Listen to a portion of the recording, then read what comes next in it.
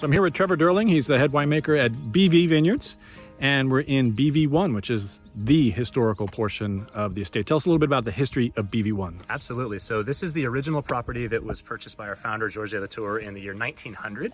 He started with a 4-acre parcel, and then 3 years later purchased the adjacent 127 acres to make roughly 131-acre vineyard in total. We've got about 80 of it under vine.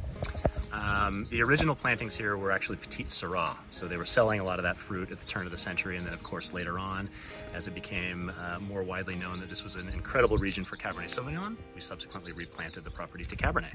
Makes sense, especially for modern day Napa. And we're on a north-south axis here.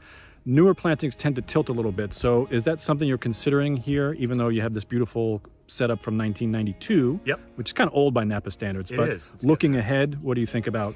Looking ahead, we probably will alter the row orientation to be a little bit more northeast southwest facing. As you can see here, we've got a little bit of a difference in how we train the canopy from the afternoon side to the morning side. So because we're getting that intense sun and the heat in the afternoon side, that way is west.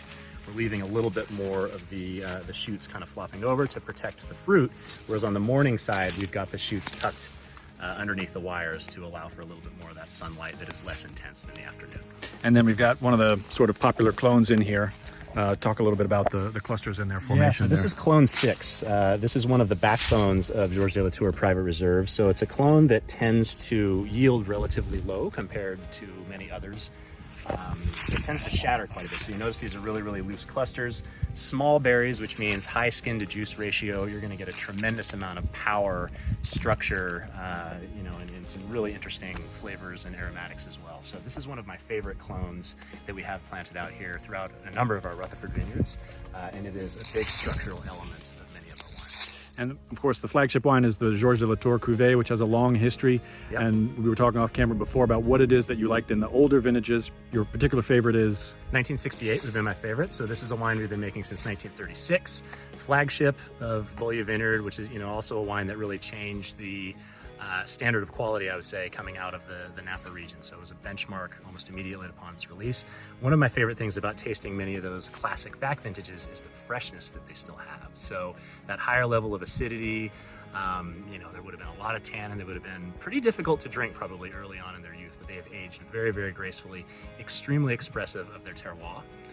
And we're very, very fortunate to have such beautiful Rutherford dust throughout these vineyards. And that's something that I really want to highlight and showcase in the wines that we're making today. And your birth year is? My birth year is 82. Not an amazing vintage in Napa, but a great year in Bordeaux. I just wish I could afford more. Okay, so first choice is 68 de Latour, and 82 Bordeaux comes after that. Bingo. Okay. Yeah.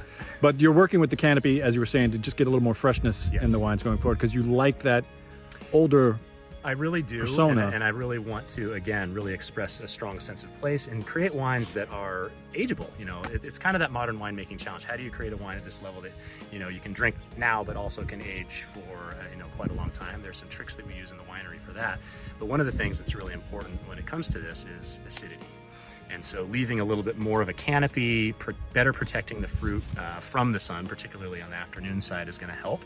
And it's really going to, what I'm focusing on is achieving that phenolic ripeness while maintaining higher levels of acid and keeping the sugar levels within reason so that we're not producing wines that are too high in alcohol, and we're looking for that incredible balance. Trevor Durling, winemaker at BV. Thanks for showing us BV1. Thank you, sir.